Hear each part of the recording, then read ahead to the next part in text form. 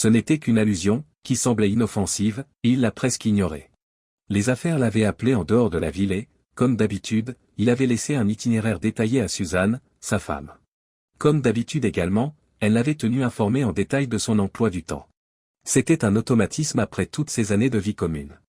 Les personnes avec lesquelles il négociait ont signé le contrat avant 11 heures et sont parties pour faire face à une crise dans l'une de leurs opérations sur la côte. Hurley, un homme amical, au tempérament ensoleillé et au sourire constant, était un négociateur et un démêleur de problèmes pour son entreprise. Les voyages d'affaires comme celui-ci, bien qu'ils ne soient pas courants, ont lieu plusieurs fois par an. Ce voyage d'une semaine devait durer jusqu'à samedi. Il avait prévu de prendre l'avion au départ de Los Angeles à 21h15 le samedi soir. Comme il arriverait à Seattle après minuit, il avait insisté pour que Suzanne ne le rejoigne pas à l'aéroport de SeaTac. Il avait prévu de prendre la navette de l'aéroport, qui le déposerait à sa porte à Bellevue à 1h30 du matin. Hurley s'est précipité à l'aéroport de Los Angeles et a fait changer ses billets. Il était dans l'avion à 13h45. Dans l'avion, il a utilisé le téléphone de bord pour appeler chez lui et faire savoir à Suzanne qu'il serait à la maison l'après-midi, mais bien sûr, elle était au travail. Il fouille alors dans sa mallette, sort le numéro de son bureau et tente de l'appeler au travail. Jensen, Sharon et Anderson, comment puis-je vous aider, l'accueille la réceptionniste. Oh, où est Jennifer, demande Hurley. Jennifer était la secrétaire personnelle de Suzanne. Ses appels arrivaient généralement directement sur son bureau. La secrétaire de Madame Conroy est absente du bureau aujourd'hui et demain. Puis-je vous aider, répond la réceptionniste, toute guillerette. Eh bien, puis-je parler à Madame Conroy alors, demanda-t-il. Madame Conroy?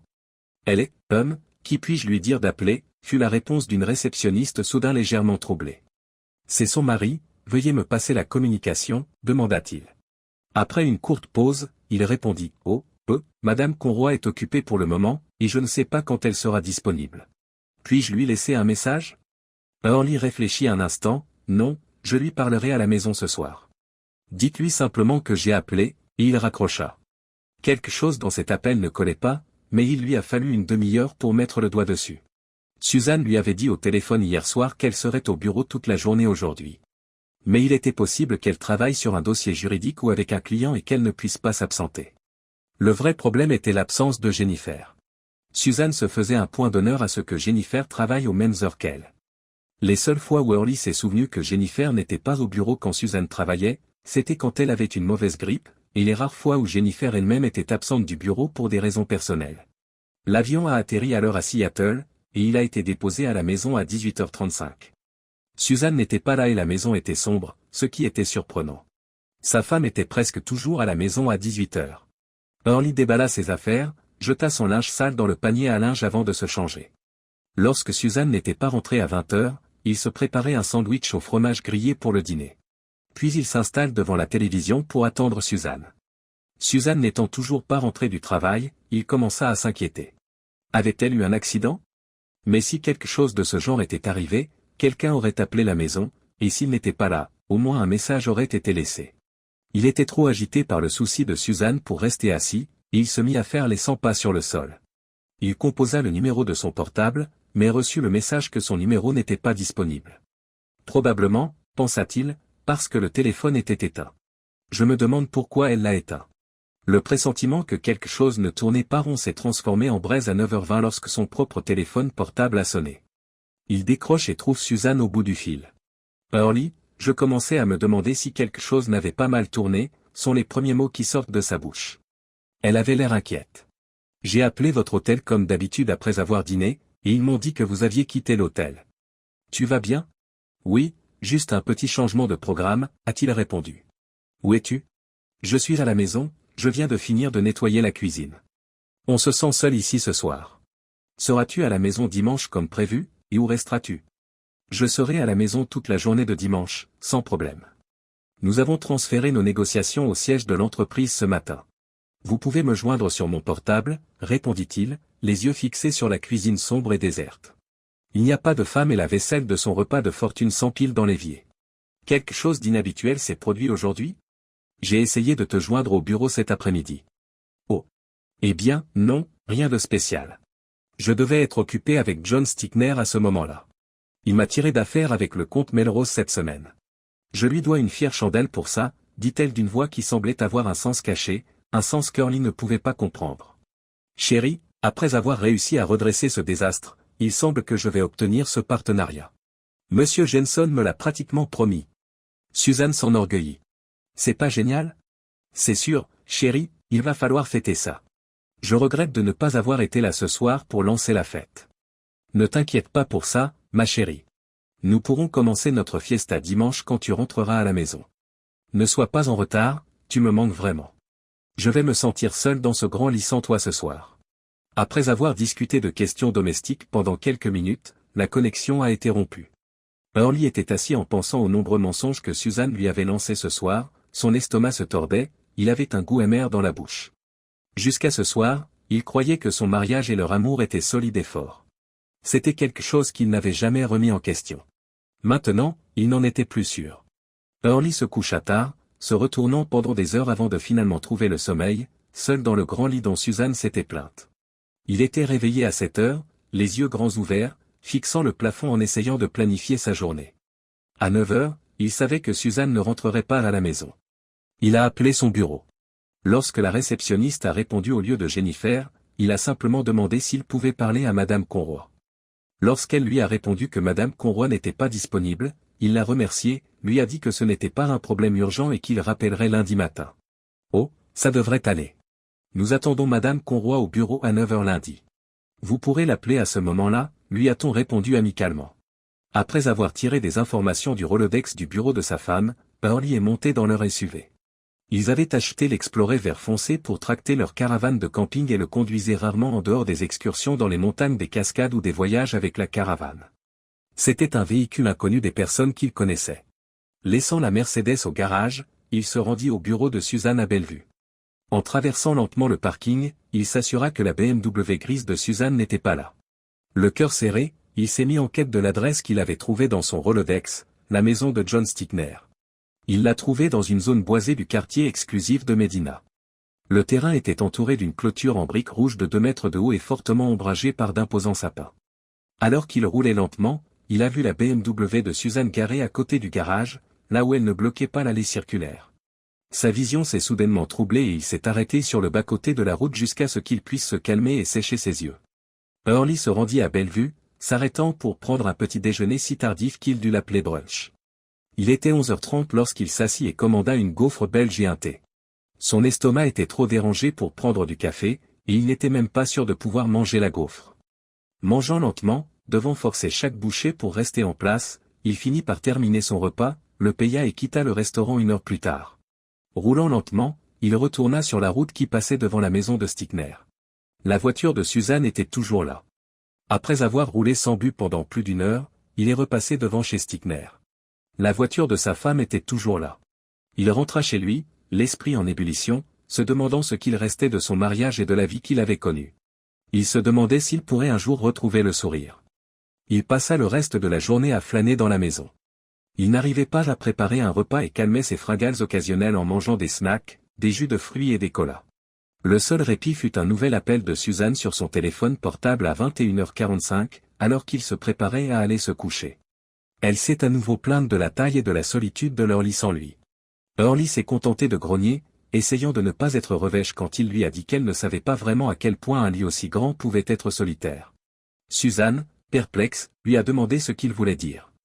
Il lui a répondu qu'il était d'accord sur le fait qu'elle se sentait très, très seule dans son lit. Il lui a dit qu'il l'avait aimée plus que sa propre vie avant de raccrocher. Il s'est finalement couché de force à minuit. Il se demandait si elle l'aimait vraiment. Essayait-elle de le punir pour quelque chose? Non, il ne s'agissait pas de lui, mais d'elle. Qu'est-ce qui ne va pas? De quoi avait-elle encore besoin? Pouvait-il le lui apporter? Que pouvait-il faire pour y remédier? Il passa une autre nuit à tourner en rond et se réveilla à 8 heures du matin. Early était assis dans le salon, les stores tirés, les lumières éteintes, lorsqu'il entendit la BMW de Suzanne entrer dans le garage. Il était presque 10 heures. Un peu plus tard, elle est entrée par la porte qui mène du garage à la cuisine, un petit sac de voyage à la main. Assis dans son grand fauteuil en cuir foncé, il l'a vue entrer. Elle portait une jupe enveloppante à carreaux Campbell et un chemisier sans manches rouge vif. Les 2 premiers boutons du chemisier en soie étaient ouverts. Elle avait l'air fraîche et détendue lorsqu'elle traversa la cuisine, son collier cloisonné thaïlandais, un cadeau qu'il lui avait offert pour leur 3e anniversaire de mariage, scintillaient autour de sa gorge fine. Au milieu de la pièce, elle s'arrêta, regardant le désordre dans l'évier de la cuisine. Early n'avait pas pris la peine de nettoyer la vaisselle de son petit déjeuner, ni même de mettre les verres sales de la veille dans le lave-vaisselle. La théière sur la cuisinière qui gardait l'eau chaude n'échappait. Les yeux de Suzanne se mirent à parcourir la pièce avec appréhension. Lentement, prudemment, elle traversa la cuisine, la seule lumière passant à travers les rideaux fermés. Elle s'arrêta dans la salle à manger, observant les rideaux fermés sur les portes coulissantes donnant sur le patio. Elle examina chaque recoin de la pièce avant de la traverser. Déposant son sac de voyage sur une chaise de la salle à manger, elle se précipita furtivement dans le salon jusqu'à la cheminée. Saisissant le tisonnier, elle tourna sur elle-même pour faire à nouveau face à la pièce. C'est alors qu'Early, assis tranquillement dans son fauteuil, porta sa tasse à ses lèvres pour boire une gorgée de thé, attirant son attention sur sa présence obscure. « Oh, mon Dieu Early! Tu m'as fait une peur bleue. Quand es-tu rentré ?» demanda Suzanne d'une voix tremblante. Early laissa le silence s'éterniser. Il ne s'écoula que quelques minutes, mais elles parurent beaucoup plus longues, avant qu'il ne réponde. Sa voix, d'habitude si vivante et vibrante, semblait morte, quelques jours. Les genoux de Suzanne semblèrent s'affaisser et elle fit un pas en arrière pour tomber à moitié dans un fauteuil à dossier rayé bleu et blanc en face de son mari, le visage figé par le choc. « Pourquoi ne m'as-tu rien dit? Pourquoi n'as-tu pas appelé? Où es-tu resté ?» demande-t-elle. Après avoir bu une nouvelle gorgée de thé, Early a répondu d'une voix dénuée de toute émotion, « J'ai appelé. J'ai appelé jeudi après-midi. Tu n'étais pas chez toi, tu n'étais pas au bureau. Jennifer n'était pas là non plus. » Laissant le silence s'éterniser, il prend une nouvelle gorgée de thé. « J'étais assis dans mon fauteuil quand tu as appelé. J'ai passé la nuit dans ce grand lit solitaire dont tu m'as parlé.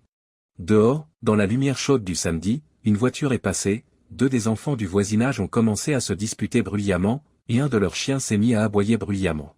Dans le salon, tous les rideaux et les stores sont tirés, c'est le crépuscule. Les seuls sons étaient les sanglots étranglés de Suzanne. » Prenant une autre gorgée de thé, Early poursuivit de la même voix morte et plate, « Je ne pense pas que le lit dans lequel tu étais jeudi et vendredi soir était si solitaire que ça. Voulez-vous m'en parler, Suzanne? Pouvez-vous me faire comprendre ce qui s'est passé ?» Suzanne pleurait ouvertement maintenant, sa tête tremblait d'un côté à l'autre, son visage caché dans ses mains. « Early, je t'aime. Cela n'a rien à voir avec toi, avec nous. S'il te plaît, essaie de comprendre, c'était quelque chose que je sentais que je devais faire. Cela n'avait rien à voir avec mon amour pour toi, pour nous. Cela n'a aucun sens, Suzanne. Comment le fait que tu me trompes n'a rien à voir avec nous? J'ai senti que je devais le faire, Early. J'essayais de rendre à John ce qu'il avait fait pour moi. Cela n'avait rien à voir avec ce que je ressens pour toi, avec l'amour que j'ai pour toi. » Early resta assis en silence, regardant sa femme tout en sirotant son thé, jusqu'à ce qu'il se lève enfin pour remplir sa tasse. De la cuisine, il demanda à Suzanne si elle voulait quelque chose. Elle secoua la tête, sans le regarder. Elle ne le regarda pas non plus lorsqu'il retourna s'asseoir sur sa chaise. « Eh bien, femme. Dis-moi pourquoi tu as estimé que ce que tu devais à Stickner justifiait que tu rompes tes vœux de mariage avec moi. » Une idée lui vint soudain à l'esprit, « T'avais-il fait chanter avant de te donner l'aide dont tu avais besoin pour le comte de Melrose? » Non. Oh non, il ne ferait pas une chose pareille. C'est un homme très honorable. Ce qu'il a fait, c'est uniquement parce qu'il voulait m'aider et qu'il savait que je n'étais pas responsable du gâchis dans lequel se trouvaient les choses. Il n'aurait jamais demandé une chose pareille. Il ne s'attendait pas à en tirer quelque chose. Alors, puisqu'il n'aurait pas demandé, qu'il était trop honorable pour même suggérer que tu rompes tes vœux, pourquoi t'es-tu porté volontaire?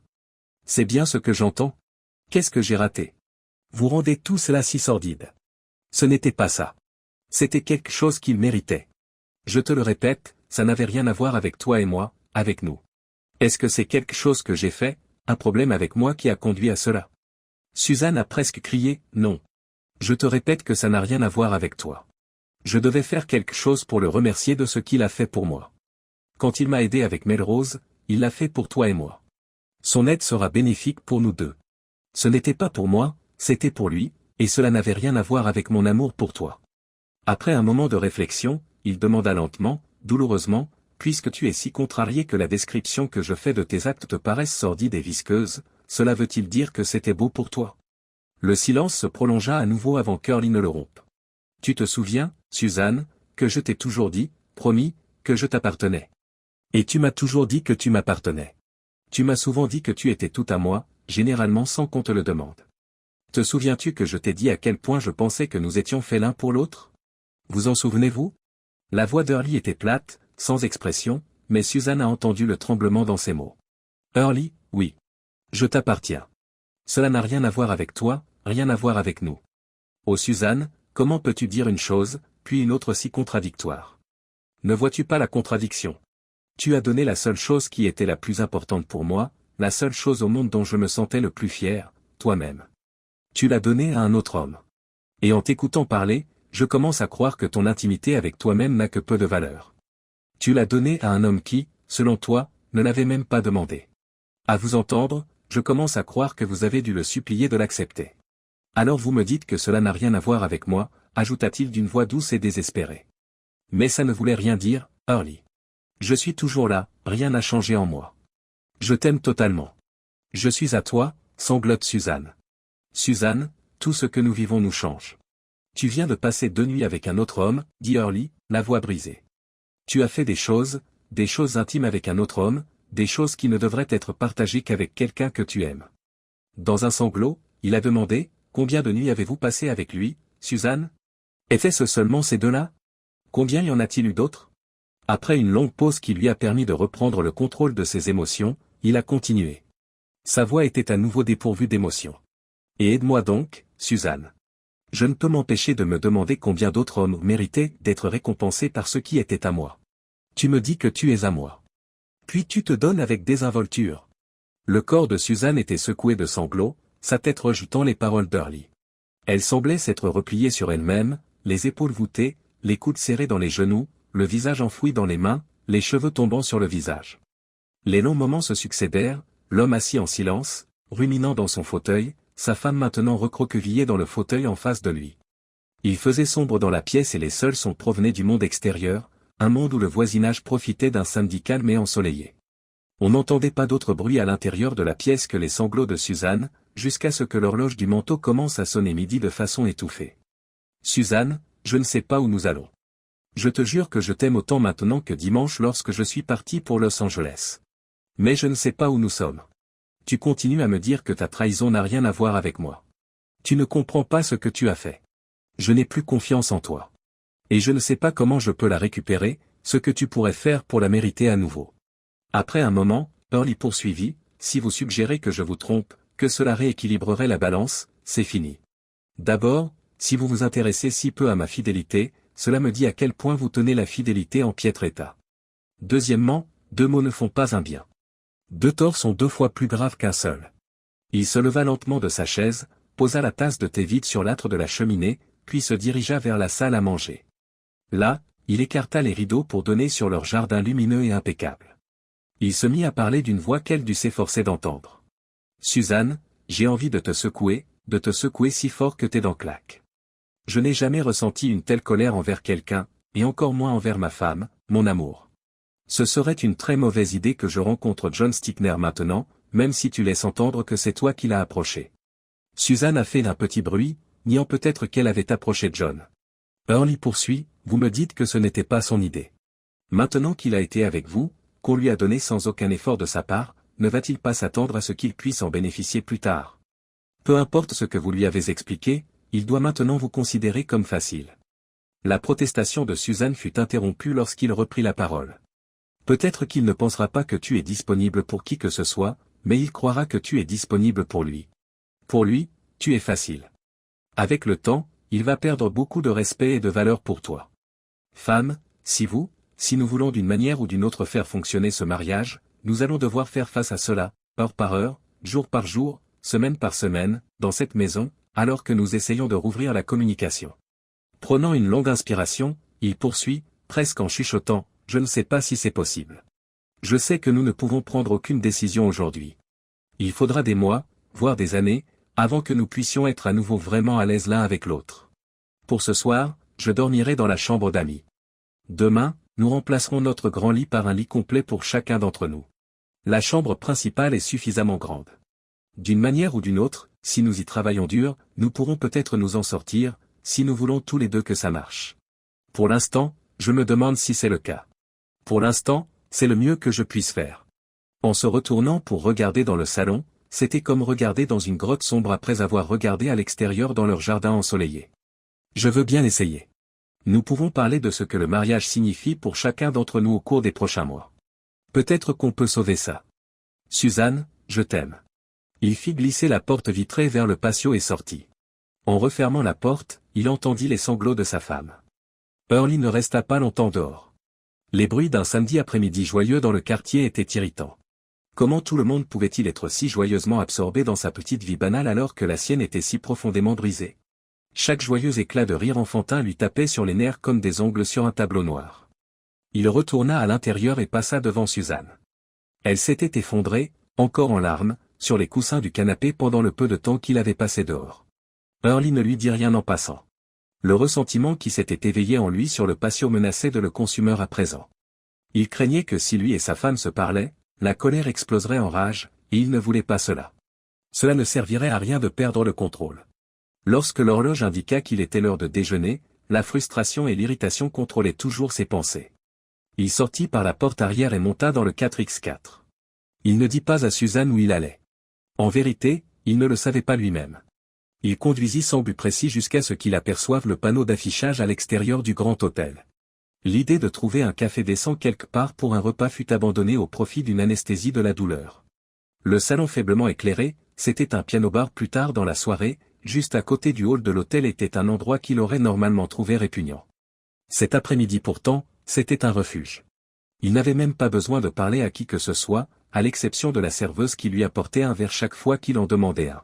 Après quelques fois, il lui suffisait de lever son verre vide pour attirer son regard. Il n'avait pas besoin de communiquer quoi que ce soit d'autre que le besoin d'autres boissons. Il se consolait de son anonymat dans la pièce faiblement éclairée. Après tout, il n'attendait rien de personne ici qui puisse être écrasé. Personne ici ne pouvait lui briser le cœur. Il était en sécurité ici. Il était tard lorsqu'il rentra chez lui. Le soleil était couché depuis des heures et les lampadaires brillaient indistinctement à travers les fenêtres du salon. Early avait consommé suffisamment d'alcool pour se sentir bien et il resta ainsi pendant un certain temps. Au lieu de quitter le salon lorsqu'il s'est lassé de la sensation, il s'est accroché assez longtemps pour descendre une quantité de Coca-Cola non diluée jusqu'à ce qu'il se sente à nouveau sobre. Il n'avait aucune envie de gâcher la vie de quelqu'un d'autre en ayant un accident de voiture. Sa vie et celle de Suzanne étaient bien assez dévastées pour qu'il s'en occupe. Les 2 hamburgers consommés sur le chemin du retour tenaient lieu de déjeuner et de dîner. La graisse, réelle et imaginaire, pesait lourdement sur son estomac. Les oignons qu'il avait oublié d'enlever menaçaient déjà de remonter. D'une manière ou d'une autre, le fait qu'il se sente physiquement malade maintenant s'inscrivait dans la continuité de ce qui s'était passé le reste de la journée. J'étais inquiète, dit Suzanne en pleurant. La chaise à dossier droit sur laquelle elle était assise était cachée dans un coin sombre, à l'écart, du salon. Early ne l'avait pas vue lorsqu'il était entré, mais il lui jeta un coup d'œil. Il avait envie de passer à côté d'elle, mais les habitudes de toute une ville en empêchèrent. Il était une sorte de chasseur de tête dans sa vie professionnelle, mais un homme attentif aux autres dans sa vie privée. Early ne pouvait pas ignorer sa femme, mais il ne pouvait pas non plus lui cacher ses sentiments. Ton inquiétude est trop faible, et elle arrive une semaine trop tard, dit Early d'une voix rauque. Il se dit que c'était l'alcool brut qu'il avait ingurgité ce jour-là qui avait rendu sa voix rauque. Il regarda Suzanne fléchir, s'affaisser contre le dossier de la chaise. Oh, mon Dieu, Early, murmura-t-elle. Je n'arrive pas à te faire comprendre à quel point c'est une petite chose. Cela n'avait rien à voir avec toi et moi. Ce n'était pas important, ça ne signifiait rien pour nous, Early. Ce n'est pas une partie de nous. Je devais, c'était quelque chose que je devais à John. S'il te plaît, bébé, je t'aime toujours, et tu m'aimes, n'est-ce pas? N'y a-t-il rien, rien du tout que je puisse faire pour améliorer les choses? Le ventre d'Early se resserra spasmodiquement. Il faillit perdre les oignons, ainsi que tout ce qu'il avait mangé avec. Il n'essaya pas de parler pendant un long moment alors qu'il luttait pour se contrôler. Après avoir fait quelques pas de plus, il s'arrêta au bas de l'escalier et posa une main sur la rampe pour se soutenir. Quelque chose que tu lui devais? Quelque chose que tu devais faire pour le rembourser. Marmonna Early. Sa femme comprenait à peine ce qu'il disait. Avant qu'elle ne puisse déchiffrer ce qu'il disait et trouver une réponse, Early continua. Tu n'arrêtes pas de dire ça, Suzanne, et je dois admettre que je ne comprends pas du tout, commenta Early. Suzanne se tamponne le coin des yeux avec un mouchoir en papier. Elle essaya à nouveau de s'expliquer. J'ai juste senti que je devais le faire, dit-elle doucement. Il méritait quelque chose pour tout le dur travail qu'il a fait pour moi sur le compte de Melrose, et je. Pourquoi pas un bureau en marbre, incrusté d'or? Hurley s'interpose, interrompant sa femme pour la première fois depuis le début de leur mariage. Sa voix était un peu plus forte qu'auparavant, mais elle était toujours aussi bourrue et grave. Quoi? Demanda Suzanne, momentanément confuse. Oh. Sa propre voix s'est éteinte. Elle ne savait pas comment répondre à la question de son mari. Je ne vois pas pourquoi cela n'aurait pas été parfait, Suzanne. Rien ne dit, merci, à quelqu'un avec qui vous travaillez comme un bureau de luxe, n'est-ce pas? Demanda Hurley d'un ton facétieux. Il n'attend pas d'explication de la part de sa femme. Ou encore le plus beau jeu de club de golf en titane du monde, poursuit-il. Pourquoi ne pas lui acheter une nouvelle voiture, Suzanne? Pourriez-vous me dire exactement pourquoi vous deviez rembourser Monsieur Big John Stickner en étant avec lui? Suzanne a tressailli devant la franchise de la question d'Hurley. Hurley ne parlait jamais comme ça. Pendant qu'elle cherchait quelque chose à dire, son mari s'assit sur la deuxième marche et s'appuya contre le mur. Il pouvait à peine voir, à travers la rampe d'escalier, l'endroit où sa femme était assise. Ça ne le dérange pas. Il n'avait pas vraiment envie de la voir. Je ne peux pas l'expliquer, Hurley, dit doucement Suzanne. Je sais que ça paraît fou, mais il me semblait que je devais lui donner une petite partie de moi-même pour lui montrer à quel point j'appréciais tout ce qu'il avait fait pour moi. Elle réfléchit un instant. Il a travaillé si dur, Hurley, et rien de tout cela ne faisait partie de son travail normal. Il l'a fait pour moi. Je devais lui rendre l'appareil d'une manière qui lui montrerait que je comprenais à quel point son soutien pour moi était personnel, tu sais. Ce qu'il a fait pour moi, pour nous, Hurley, sera la différence entre rester là où j'étais et obtenir ce partenariat, gémit elle. Hurley éclata de rire. L'amusement cruel choqua Suzanne et la réduisit au silence. Elle regarda son mari, les yeux écarquillés. Il y avait eu une trace de dérision dans le rire et cela n'était pas du tout dans les habitudes de son mari. Bon sang, Suzanne, s'étrangle Hurley. Tu ne pourrais pas lui acheter une Rolex avec une belle inscription au dos? C'est un peu personnel, tu ne crois pas? Pas aussi personnel que, des sous-vêtements peut-être, mais personnel quand même, non. Non? Pas assez personnel, hein? Il secoue la tête, semblant avoir pitié de sa femme qui reste immobile et silencieuse. Non, tu ne pouvais faire aucune de ces choses, n'est-ce pas? Tu as dû tricher, mentir, tromper et trahir notre mariage pour trouver quelque chose d'assez digne à donner au vieux Jean pour qu'il t'aide avec le compte. J'espère qu'il apprécie ton cadeau, Suzanne. J'ai toujours pensé qu'il était assez spécial moi-même, lui dit Hurley. Avant qu'elle ne puisse protester, Hurley frappa vivement ses mains l'une contre l'autre. Le bruit sec coupa court à ce qu'elle s'apprêtait à dire. Alors, qu'est-ce que tu vas lui donner la prochaine fois qu'il te rendra service, hein? Demanda-t-il à Suzanne. Elle fixa Hurley comme on fixe une vipère sur le point de frapper. Une expression de stupeur se répandit sur ses traits. Elle pensait que cette idée avait déjà été corrigée ce matin. Hurley, chérie, je t'ai déjà dit qu'il n'y aurait pas de prochaine fois, lui assura-t-elle d'une voix basse et sérieuse. Il le sait, a-t-elle ajouté. Il sait que c'était l'expression de mon admiration et de mon respect, et que cela ne pourra jamais se répéter, termina-t-elle. Hurley renifla bruyamment. C'est absurde, dit-il succinctement. Il a ton numéro maintenant, chérie, lui dit-il. Tout ce qu'il a à faire, c'est d'être gentil et d'en faire un tout petit peu plus que son travail habituel, et tu vas le récompenser en lui offrant quelques nuits ensemble de temps en temps, a dit Hurley. Et remarque Hurley alors qu'une idée lui vient à l'esprit. Quelques comptes de plus, quelques négociations de plus qu'il t'aide à mener à bien, tu pourrais être à la tête de toute cette entreprise dans quelques années, n'est-ce pas? C'est ce que j'appelle la mobilité ascendante avec un grand M. Le visage de Suzanne a dû blanchir dans l'obscurité, mais Hurley ne voyait rien. Il ne se souciait plus vraiment de savoir si elle pâlissait ou rougissait d'embarras. Hurley, dit Suzanne rapidement. Ce n'est pas bien. Tu continues à penser à ça comme si c'était un rendez-vous minable dans un motel bon marché ou quelque chose comme ça et ce n'est pas ce que c'était, insista-t-elle. C'est sûr que ça l'était, rétorqua Hurley. Je t'ai demandé ce matin si c'était quelque chose de beau pour toi et tu n'as pas répondu. Tu veux éclaircir ce point avant de continuer, a-t-il demandé à Suzanne. Elle regarde fixement son mari. Ses lèvres étaient pincées en une ligne obstinée. Oui, c'est un peu ce que je pensais, dit Hurley d'une voix fatiguée. Il laissa le silence s'installer. Je n'arrive pas à me sortir ça de la tête, Suzanne, dit-il finalement. Tu ne veux même pas que je qualifie ce que tu as fait de vulgaire, mais vulgaire est vraiment une très belle façon de dire ce que je pense vraiment de ce que tu as fait. Tu veux savoir ce que j'en pense vraiment? Demanda Hurley à sa femme silencieuse. Il jeta un coup d'œil entre les montants de la rampe, mais ne put voir l'expression de sa femme. Il haussa les épaules. Et le présentateur nous rappelle de fournir la réponse sous forme de question, dit Hurley avec désinvolture. D'accord, Suzanne, comment appelez-vous une affaire de 2 jours, demanda-t-il. Les mots résonnèrent dans la pièce sombre, puis moururent lentement dans un coin éloigné. Aucun des deux ne rompt le silence pendant un moment. Je n'aurais jamais cru t'entendre un jour parler de moi de cette façon, dit faiblement Suzanne. Elle se remit à pleurer doucement. Early ricana, laissant transparaître les larmes de sa femme. Je n'ai jamais pensé que tu me ferais ça, chère femme. Mais je comprends ce que tu ressens. C'est un peu déconcertant, on pourrait dire, pour moi aussi, quand quelqu'un qui insiste sur le fait qu'elle-même devient haineuse et méchante, dit-il en ricanant. Tu peux imaginer ce que je ressentais, assis dans notre chambre pendant que tu mentais comme un arracheur de dents sur la solitude que tu allais ressentir ce soir-là, chérie, continua Early d'un ton sarcastique. Suzanne rougit. Early fut surpris de voir son visage s'assombrir. Il regarda autour de lui, ce n'était qu'une voiture qui passait. Les phares éclairaient momentanément la pièce à travers des rideaux qui n'étaient pas tout à fait tirés. Le véhicule rapide descendit la rue et la pénombre revint dans le salon. Early, je ne peux pas te dire à quel point je suis désolé, chérie, dit Suzanne d'une voix désespérée, brisant enfin le silence que l'intrusion avait créé. Je n'avais pas l'intention de te faire du mal. Je ne l'aurais pas fait si j'avais pensé que, non, je veux dire. Le gloussement d'Early était trop proche de l'hystérie à ses oreilles. Il s'est empressé d'étouffer ses émotions pour éviter qu'elles ne le submergent. Il resta assis en silence, luttant pour garder le contrôle. Suzanne essaya à nouveau. Chérie, tu ne vois pas que tout cela n'a rien à voir avec toi. Il ne s'agissait que de John et de sa grandeur.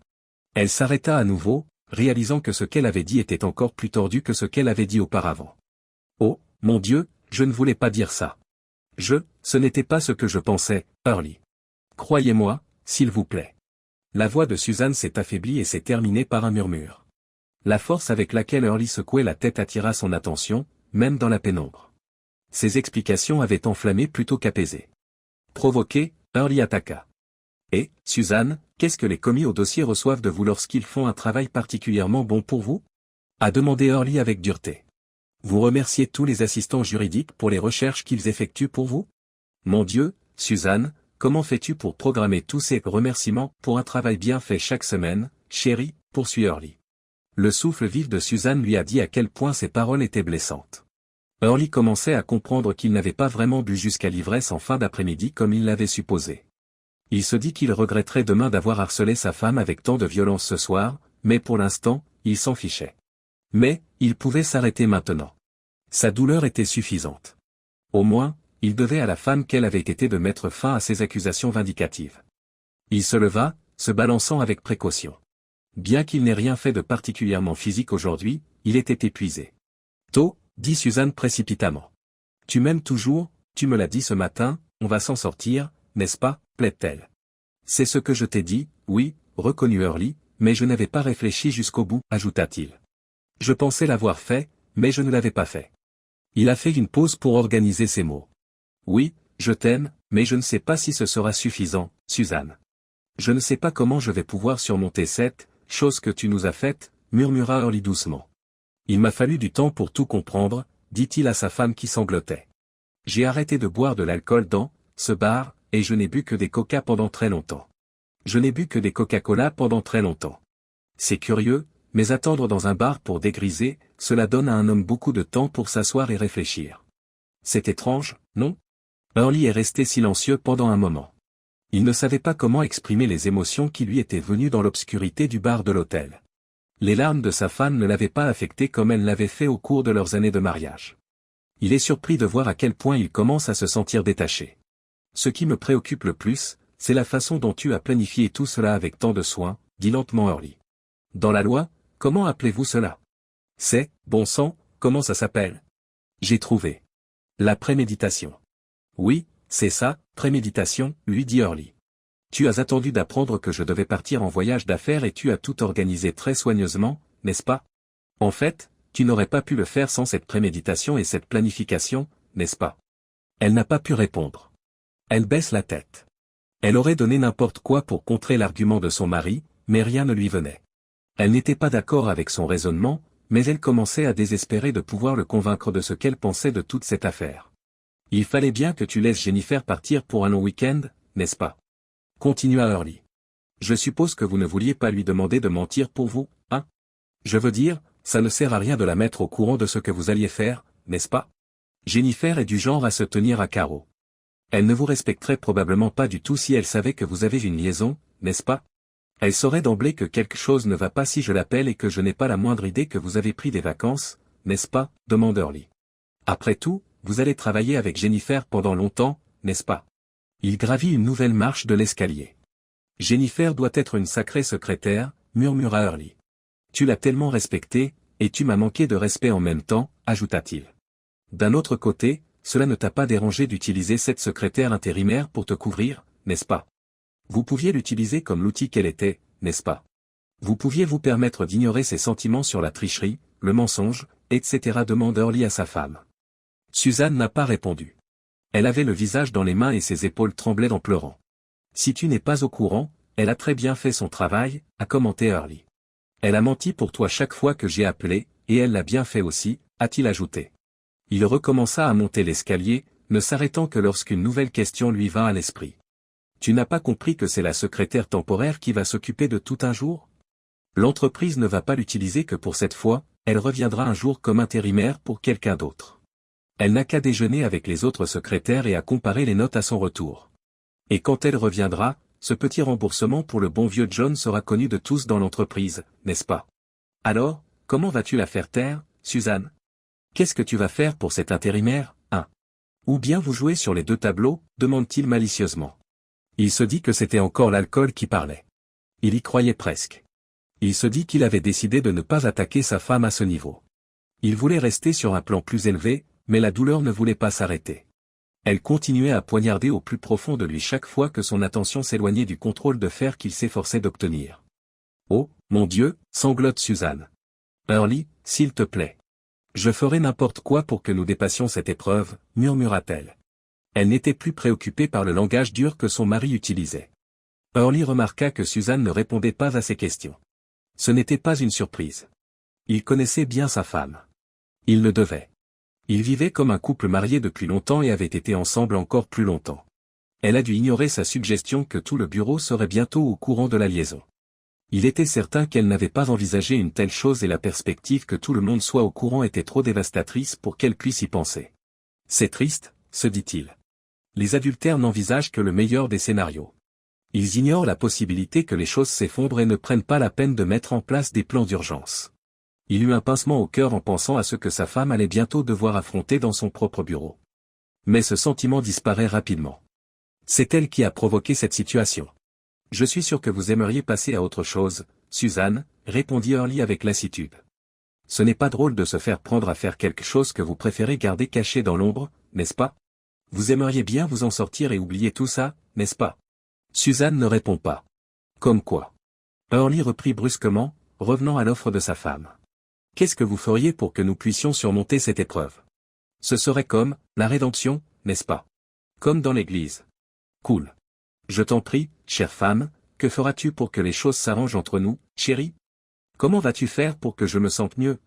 En vérité, chère épouse, comment vas-tu te racheter dans ce mariage? Sa question prend Suzanne par surprise. Elle avait laissé entendre qu'elle ferait quelque chose pour se racheter, mais ce n'était qu'une idée théorique, élaborée à la hâte. Elle n'avait pas envisagé de détails précis et avait inconsciemment supposé que ce qu'elle aurait à faire serait confortablement éloigné dans le futur. En vérité, une partie d'elle pensait que la nécessité de faire quelque chose ne se présenterait peut-être jamais si elle parvenait à dépasser ce moment. Le temps estompe toutes sortes de choses, les souvenirs, la douleur, les promesses. Il lui fallut un moment pour trouver une proposition. Ce n'est pas une proposition qui lui plaît. Je pourrais quitter mon travail, suggère Suzanne timidement. Je trouverai un emploi ailleurs, poursuivit-elle malheureuse. Sa voix trahissait à quel point l'offre lui faisait mal. Elle était très fière de ce qu'elle avait accompli au cabinet d'avocat. Elle se souvenait avec regret de sa réussite. Il n'y aurait plus de partenariat à l'avenir. Vous le feriez? Demanda Hurley en redescendant d'un pas. Oui, dit Suzanne en mordant le mot comme si le prononcer lui causait une douleur physique. Pourquoi vous donnez la peine de faire ça? Demanda Hurley avec un air d'étonnement dans la voix. Quoi? Répondit Suzanne, choquée. Elle ne savait pas si son mari rejetait sa solution ou non.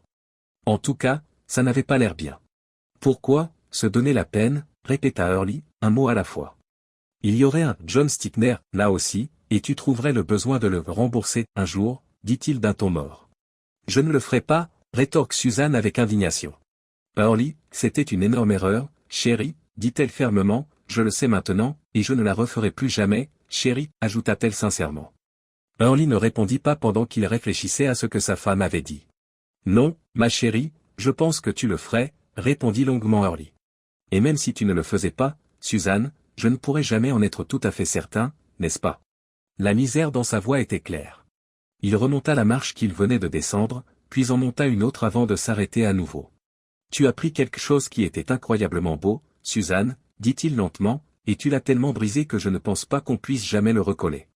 Nous pourrions recoller toutes les pièces, mais les fissures où elle s'est brisée seraient toujours là, et nous le saurions tous les deux. Il laissa un peu. Suzanne, dit-il avec un univers d'agonie dans son ton. Tu as planifié cela, ce n'est pas quelque chose comme toi qui a laissé la passion prendre le dessus une nuit. Ce n'était pas une erreur, tu savais exactement ce que tu faisais à chaque étape. Tu as délibérément décidé de prendre un peu de vacances dans notre mariage et tu as travaillé dur pour y arriver.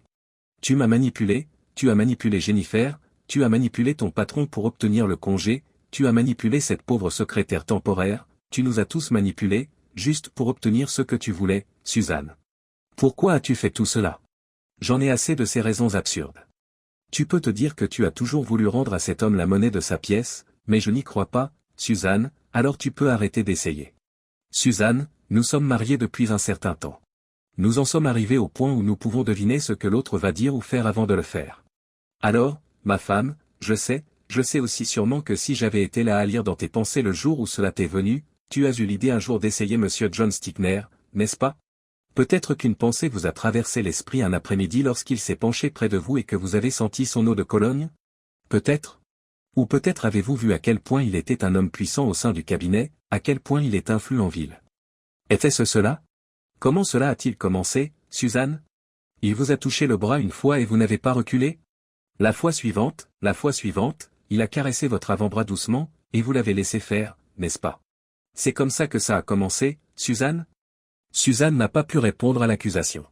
Elle sanglote doucement dans la pénombre. Peu importe.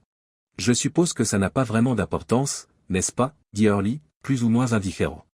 Le fait est que, tu as construit ton petit rêve éveillé petit à petit, n'est-ce pas? Personne d'autre n'était au courant de votre fantaisie, pas au début en tout cas.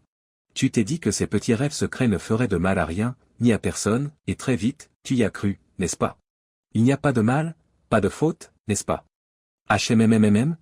C'était juste un petit fantasme sur lui et vous, sur les 12 journées d'été et les nuits chaudes et moites, hein? C'est romantique à souhait, non? Early ricane avec dérision. Puis, un jour, une idée vous est venue. Viola. C'était facile quand on y pensait. Tu t'es demandé pourquoi ça avait mis tant de temps à te venir à l'esprit. Tout ce que tu avais à faire, c'était d'attendre que je sois hors jeu pendant un jour ou deux. Tu sais comment fonctionne mon travail. Vous saviez que je devrais quitter la ville tôt ou tard, n'est-ce pas? Alors je ne serais pas dans le chemin, alors je ne pourrais pas t'empêcher de faire quelque chose qui était censé être, n'est-ce pas? C'est comme ça que ça s'est passé, chérie? Suzanne gémit doucement. Ouais, c'était, ou quelque chose de terriblement similaire, hein, remarqua Early d'un air sombre. Il était soudain fatigué de cette farce. Quoi qu'il en soit, l'idée d'avoir une petite aventure t'a traversé l'esprit et tu as attendu l'occasion tout en te rationalisant pour savoir pourquoi tu le faisais. Tu sais, il y a quelque chose que je me demande, Suzanne. C'est simplement ceci, combien d'excuses t'ont traversé l'esprit jusqu'à ce que tu en trouves une qui corresponde à ce que tu voulais faire. Je devais lui rendre l'appareil. C'est ce que vous me dites, n'est-ce pas? Qu'est-ce que c'est que cette absurdité, Suzanne, demande Early d'un ton plaintif. Suzanne, personne d'assez intelligent pour être avocat dans cette ville, et encore moins quelqu'un d'aussi bon que vous, ne pourrait croire à cette phrase, mais vous voulez que je la croie, pour que vous vous sentiez mieux dans votre peau, je suppose. Early vérifia ses paroles pendant un moment. Il respirait difficilement et rapidement, ses sentiments de trahison et de colère face à la tromperie de sa femme reprenaient le dessus. Suzanne, as-tu au moins attendu que mon avion ait décollé avant de préparer ton sac de voyage, Suzanne? Non? Oui? Qu'est-ce que c'était, Suzanne? Sa femme ne put que secouer la tête en pleurant. Oh, je vois. Vous n'avez pas pris autant de vêtements, n'est-ce pas? Cela n'aurait pas pris beaucoup de temps, il aurait été rapide de jeter quelques affaires dans un sac et de partir, n'est-ce pas? Tu aurais pu faire tes valises jusqu'à la dernière minute, n'est-ce pas? Qu'est-ce qu'il y a d'autre? Quoi d'autre? Vous avez probablement organisé les congés de Jennifer en début de semaine, n'est-ce pas? Vous avez trouvé un intérimaire au même moment, vous lui avez dit quoi dire si j'appelais, et puis vous êtes parti avec John Stickner, termine Hurley. Suzanne a pleuré plus fort. Elle ne pouvait pas réfuter ce que disait son mari. Ce n'était pas exact. Ce n'était pas juste et ce n'était pas ce qu'elle ressentait à ce moment-là, mais il n'y avait rien qu'elle puisse dire pour améliorer les choses. Hurley monta lentement quelques marches de plus dans le long escalier. « Qu'est-ce que j'ai dit ce matin, Suzanne » appela-t-il. Il ne pouvait pas voir sa femme, il ne voulait pas la voir en ce moment. Il y eut une réponse étouffée qu'il prit pour une reconnaissance de sa part. « Eh bien, je crois que je me suis trompé, lui dit Hurley, dépité. Le cœur de Suzanne sembla s'arrêter de battre dans sa poitrine. Elle retint son souffle, redoutant ce qu'elle était soudain certaine d'entendre. « J'y ai pensé pendant que j'étais ici à t'attendre ces 2 dernières nuits et je n'ai pas pu faire grand-chose. Je pensais avoir les choses bien en tête, mais je suppose qu'un peu d'alcool m'a détendu l'esprit, vous savez, dit Hurley d'un ton malheureux. Il marque une pause. Comme je l'ai dit, je me suis mis à penser au plan insensible que tu avais mis en place, Suzanne. J'ai réfléchi jusqu'au bout et je me suis rendu compte que je ne savais pas grand-chose de toi, ma femme, et ce que je savais, je ne l'aimais pas. Je n'avais aucune idée que tu pouvais me faire une telle chose, aucune. Ça m'a bouleversé, Suzanne. Je n'arrive pas à oublier la manipulation de sang-froid, Suzanne. Quand j'ai regardé tout ce que tu as fait, et que j'ai commencé à comprendre comment ça s'est passé, comment tu as fait toute cette préparation, et ce planning, et cet arrangement. Mon Dieu, Suzanne. La voix d'Hurley s'est brisée et il s'est arrêté un long moment. Je ne sais pas où se trouve le mépris que tu dois avoir pour que je fasse cette chose. Et puis tous ces mensonges délibérés, calculés, la tromperie, eh bien, je suis désolé mais ça m'a fait quelque chose, Suzanne. Je suppose que je t'aime toujours.